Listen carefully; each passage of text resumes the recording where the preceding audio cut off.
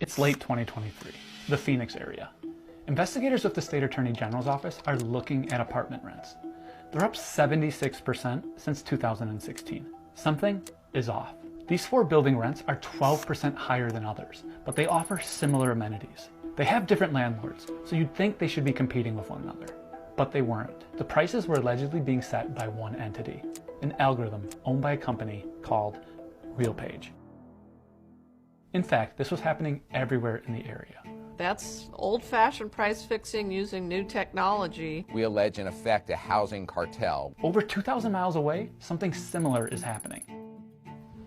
It's alleged that all of these different units, their prices were set by one single algorithm, which sounds bad. And it could be happening in cities and states across the country.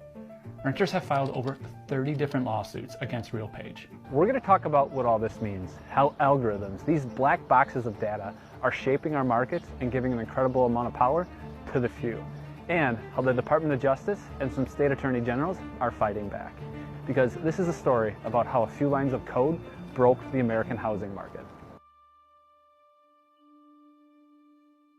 What is RealPage? So RealPage is a company that operates software that allows landlords to input their data into an algorithm, and then RealPage sets the prices for all of those landlords. This is actually against the law. Attorney General Mays isn't the only one alleging this. Our allegations are that RealPage, in combination with 14 of the largest landlords here in the District of Columbia, are effectively colluding with one another to set rents. Across America, rent is up 20% since 2020.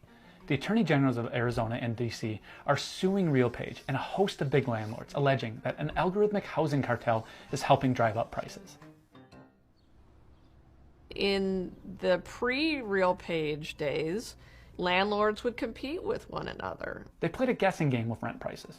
Push it too high and people move, leaving landlords hunting for new tenants. It was a delicate balance, a market.